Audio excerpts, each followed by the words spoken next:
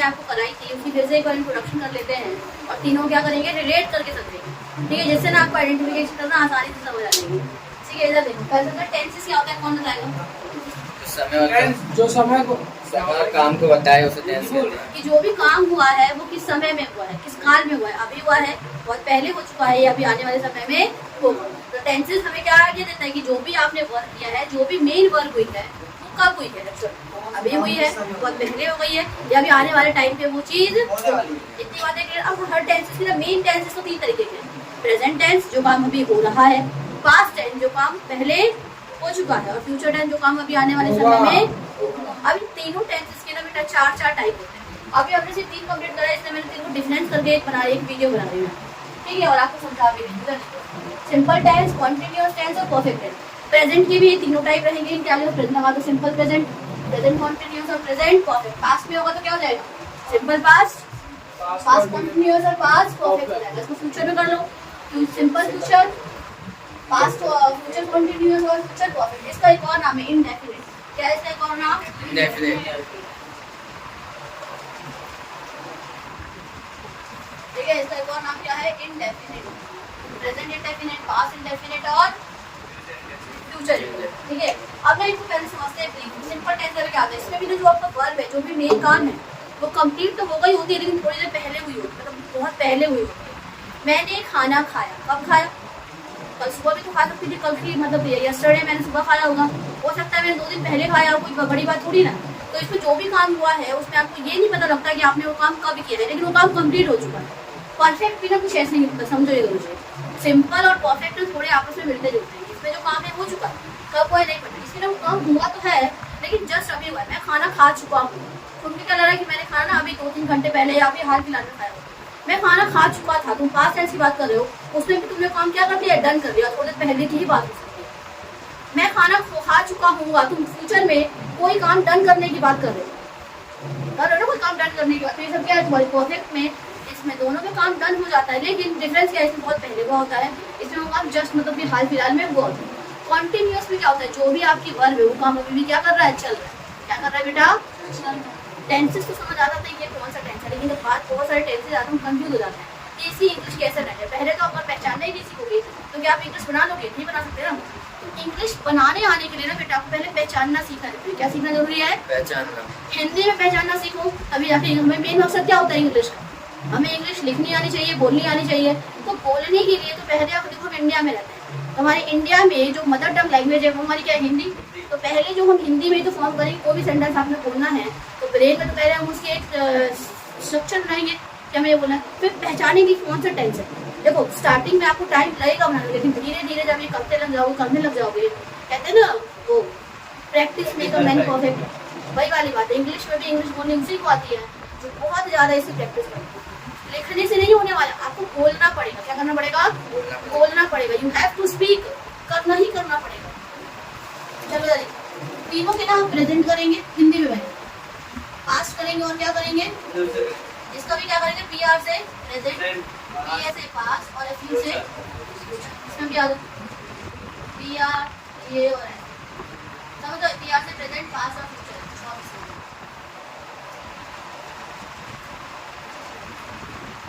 Simple tense में अगर कोई आपका प्रेजेंट टेंस में होता है तो उसके पीछे क्या लगा, मेन वर्ब के साथ क्या लगा रहेगा, मेन वर्ब के साथ लगा रहेगा था। याद रखना मेन वर्ब खाता, ठीक है, खा के बाद अगर किसी और के साथ लगा है तो वो प्रेजेंट टेंस नहीं है। प्रेजेंट टेंस में मेन वर्ब था, ते और क्या आता है बेटा, और है वगैरह आ जाता है, पता नहीं वाली बात। पास्ट टेंस में क्या आता है, मेन वर्ब के साथ आ की मात्रा, ए की मात्रा और प्लस था आ भी सकता है और नहीं भी आ सकता। फ्यूचर टेंस में मेन वर्ब के साथ गा, के और क्या आएगा बेटा, दिया। एग्जांपल है कुछ, उसने खाना खाया, खाया ध्यान से तुमने क्या बोला, उसने खाना खाया, वह खाना खाता है, वह खाना खाएगा। आप मेरे ध्यान से देख सकते, देखो आ ता और कहोगे वहाँ भी तो अलग, लेकिन इसके आगे देखो कोई गाँव तो नहीं लगा पड़ा हुआ। आप वैसे कैसे आपने बोला पास्ट में आ की मात्रा आती है और इसमें भी तो आ की मात्रा आ रही है, तो फिर आप इसे पास्ट क्यों नहीं कह रहे? हमें आगे भी देखना पड़ेगा, थोड़ा तो शिफ्ट हो गया, कहीं गा तो नहीं लगा पड़ा। तो वह खाना खाएगा, खाए हो गया, उसके आगे गा लगा पड़ा, एक्स्ट्रा में गा लगा है ना, तो ये कौन सा हो गया फ्यूचर, आपकी मात्रा है कि आगे द है नहीं है ना, इसका मतलब कौन सा simple past, simple present, simple future. अब इसमें आ जाओ, ये समझ आ गया आपको अच्छे से एकदम। अब कॉन्टिन्यूस में आता है प्रेजेंट, देखो तीनों में ना रहा रही है, क्या आएगा इसमें, तीनों में रहा रही आता है, क्या आएगा रहा रही, इसमें भी आएगा रहा रही, इसमें भी आएगा और रहा रही इसमें भी आएगा। डिफरेंस क्या है, इसमें है आ जाता है, प्रेजेंट टेंस तो है ही आता है ना, है हो तो उसकी जबान लगा दो, है हो उन भी लगा सकते हैं, ठीक है। इसमें क्या आएगा, था थे और क्या आ जाएगा बेटा, किया। फ्यूचर टेंस में होगा या होगी आ जाता है, कर रहा होगा या कर रही होगी। इसका एग्जाम्पल, वह खाना खा रहा है, पूरा नहीं लिखती, वह खाना खा रहा था, वह खाना खा रहा होगा, तो खा रहा सब में आया, इसको नेगलेक्ट कर दो, इसको तो मैं देखना ही नहीं। रहा आते ही समझो कॉन्टिन्यूअस है।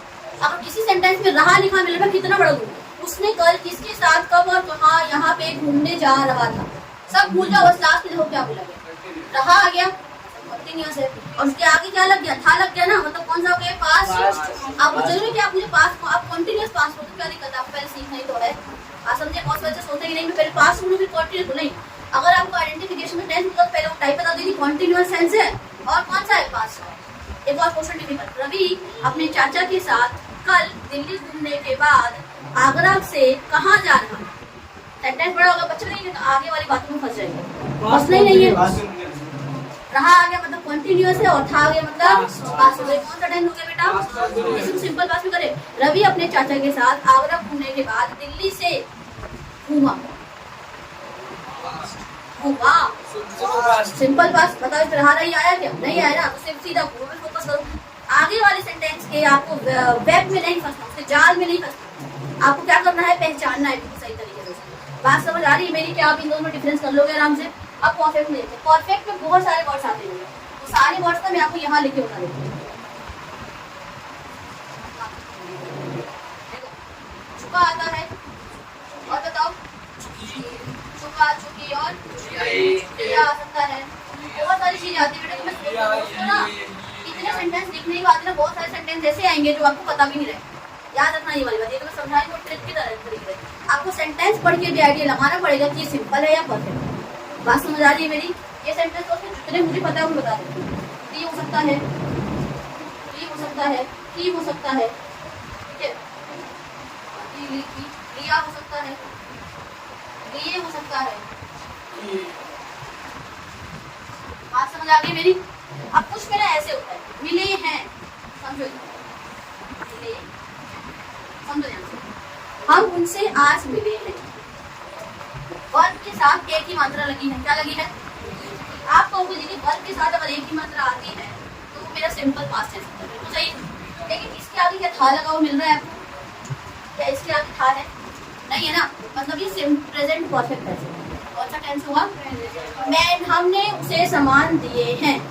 अब बताओ कौन सा टेंस है, दिए इसमें वर्ब है, उसमें क्या लगा पड़ा है, ए लगा पड़ा है, हमने उसे सामान दिए हैं। वर्ब में क्या लगा पड़ा है, ए, मतलब सिंपल पास्ट हो गया, पर उसके आगे था भी तो होना चाहिए था ना बेटा, कि नहीं होना चाहिए, उसके आगे लग गया है, तो इसका मतलब कौन सा टेंस हो गया, प्रेजेंट परफेक्ट। कौन सा टेंस हो गया, अब इसे पास्ट में करें, सिंपल पास्ट में, हमने उसे सामान दिए थे, हम लोगों ने उसे बहुत सारा सामान दिए थे या दिया था, क्योंकि दिया या दिए के आगे क्या लग गया है, अब था लग गया है, पास हो जाएगी नहीं, बताओ मेरे को। तो अगर ऐसा क्वेश्चन आता है बच्चे सोचते हैं तो पास में सीधा पास आ जाते हैं, को भी नहीं देखते भाई, है को देखना है। बात समझ आ रही है मेरी, ये क्लियर है इतना, ठीक है। बस एडिशनली क्या लगा मिल जाएगा आपको, है, या फिर हो, इसमें क्या रहेगा, था, थे, और क्या लगा मिलेगा बेटा, थी, इसमें क्या मिलेगा, होगा या होगी, या होगी भी हो सकता है, होंगे भी हो सकता है, होगा, होगी। तो बच्चे क्या सोचते हैं, दीदी ने अगर होगा होगी बोला है तो होंगे नहीं होगा, होंगे क्यों नहीं होगा, मुझे बता दो, गा गे गी आता है ना, गा गे और गीत गे वाला नहीं आएगा। देखो ये होता है होगा लड़के के लिए, ये होगा लड़की के लिए, ये होगा बहुत सारे लोगों के लिए। होगा ना, हम कहीं जा रहे होंगे, मैं कहीं जा रहा होऊंगा, होगा, हम, मैं कहीं जा रही होंगी, लड़की क्या बोलती है? होंगी बोल देती है, लड़का होंगे बोल देता है, बहुत सारे लोग होंगे आ जाते हैं। ठीक है, इतनी बातें क्लियर? ये बेटा नहीं आता, ये याद है ना? चलो पहले कुछ कर लेते हैं, उसके बाद सुनो। चलो सुनो, मेरी बात सेंटेंसेस देती हूँ, तुम बताना, ठीक है? हम कल पार्क में रवि के साथ और उसकी मम्मी के साथ घूम चुके हैं। ये आ गया मतलब परफेक्ट, और है क्या मतलब प्रेजेंट। एक और सेंटेंस है, कल रवि अपनी मम्मी और आंटी के साथ पार्क में मिला है। कौन सा है? पार्क में मिला है। Simple past. पार्क में मिला है, मिला है। पार्क में मिला है। की मात्रा है ना, मिला है ना? परफेक्ट। सुनो, अब शांत, बस दिखा दिया तुमने, इधर देखो। आखिरी मात्रा लगी मतलब पास मतलब, पर आगे था भी तो चाहिए था। कहाँ था? यही तो केस सवाल बन गया, मिले हैं। तो यहाँ पे है भी लग गया, तो ये क्या हो जाएगा? बस होगा कंफ्यूज, यही करते हो हर बार। अब तो जैसे मैं क्या समझा रही थी, मेन वर्ब के साथ आखिरी मात्रा लगी, ठीक है, पर इसके आगे था भी तो चाहिए था ना। क्या लगा इसके आगे? है, तो कौन सा हो गया ये? एक और करते हैं, तुम कल कहाँ गए थे? अच्छा छोड़ो इसको, तुम कल किससे मिले थे? अब बताओ, तुम कल किससे मिले थे? मिले थे, देखना, मिले थे। अब एक ही मात्रा प्लस थे भी है, तो उसको सिंपल कह सकते हो। और यहाँ पे आपकी मात्रा के साथ है लगा पड़ा। क्या डिफरेंस समझ आया मेरी बात का कि नहीं आया? किसको नहीं आया तो हैंड रेज कर लो, दोबारा समझा दूंगी। सबको आ गया? चलो, मतलब यहाँ पे अगर आपकी मात्रा है तो पास होना चाहिए था, पर पास क्यों नहीं हुआ बेटा? क्योंकि यहाँ पे क्या लगा पड़ा है, और यहाँ पे जो उसके आगे क्या लगा पड़ा है, थे। क्या ये छोटी सी बात समझ आ गई? इतना क्लियर? आइडेंटिफिकेशन कर लोगे अभी हिंदी में, हाँ या नहीं? कर लोगे ना? तो समझा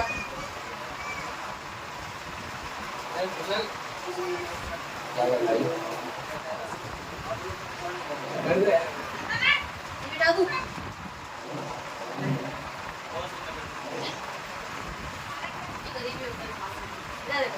पॉज कर दिया, टेंशन नहीं हुआ, पॉज तो कर दिया। चलो कोई नहीं, इधर देखो, कोई बात नहीं, इधर देखो, इधर देखो।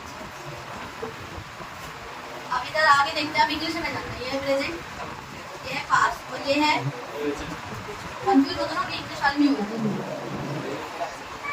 सबसे पहले मेन मकसद क्या होना चाहिए? पहचानने क्या होना चाहिए? इसके ऊपर की फर्स्ट फॉर्म आती है, इसके ऊपर की, और इसमें बिलो शेल के साथ और की कंटीन्यूअस बताओ बेटा। मेन वर्ब तो आईएनजी तो हमेशा लगेगा, इसके अंदर है इजी मार्क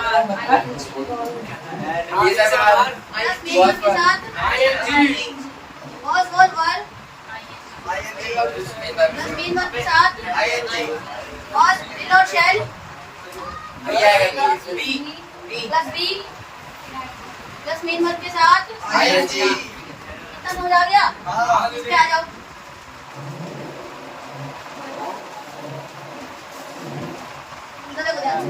है तो हैव के साथ इसमें बेटा वर्ब की कौन सी फॉर्म आती है बेटा? ऐड के साथ below shall plus plus third form है तो have at third plus verb की कोई दिक्कत नहीं है, सबको याद है। लेकिन अब इसमें याद रखो, पहले सब्जेक्ट आता है, फिर वर्ब आता है, और फिर क्या आता है बेटा? ऑब्जेक्ट आता है। पहले पहचानेंगे और फिर रूल लगाएंगे, ठीक है? देख लो एक बार। और जैसे ही सिंपल पास्ट में एक रूल था, सिंपल पास्ट में अगर नेगेटिव और इंटेरोगेटिव रहेगा, अगर नेगेटिव और इंटेरोगेटिव रहेगा तो बेटा वर्ब की कौन सी फॉर्म लगानी है? फर्स्ट। सिंपल पास्ट में आता है कि अगर आपका सेंटेंस सिंपल पास्ट में है और नेगेटिव या इंटेरोगेटिव है तो आप वर्ब की फर्स्ट फॉर्म लगाओगे, वर्ब की सेकंड फॉर्म नहीं लगाओगे। चलो स्टार्ट करें, मैं क्वेश्चन देती हूँ, ठीक है? उसने खाना खाया, पहले कौन सा टेंस पहचानू? Simple past. उसने खाना खाया तो ही क्या हो जाएगा? ही एट फूड हो जाएगा, क्योंकि वर्ब भी क्या लगानी थी आपको? सेकंड। क्या उसने कैसा खाना खाया? इसकी इंग्लिश में उसने कैसा खाना खाया, बड़े ध्यान से करना, पहले बता रही हूँ। How did he eat? उसने कैसा, क्वेश्चन बच्चे कंफ्यूज कर रहे हैं। उसने कैसा खाना खाया, यहाँ पे है क्या, उसने खाना खाया, कैसे नहीं तो लगा हुआ है। उसने कैसे खाना खाया? क्या उसने खाया, इधर देखो ध्यान से। अगर कभी भी इंटरोगेशन क्या होता है, मतलब हेल्पिंग वर्ब का इस्तेमाल करना है, बनाने के लिए। अगर कभी भी क्वेश्चन किससे स्टार्ट हो, स्टार्टिंग में ही क्या लगता है, क्या लगता है स्टार्टिंग में, तो हमें हेल्पिंग वर्ब से बनाना होता है। किससे बनाना होता है क्वेश्चन? अब इसमें सिंपल टेंस में हेल्पिंग वर्ब तो है नहीं, क्या लगाते हैं, डू डज डिड लगाते हैं। उसने खाना खाया, पास्ट टेंस, तो डू डज डिड में से पास्ट टेंस में क्या इस्तेमाल करते हैं बेटा, डिड लगाते हैं। तो डिड कहाँ जाएगा, आगे, डिड कहाँ जाएगा, आगे। ही।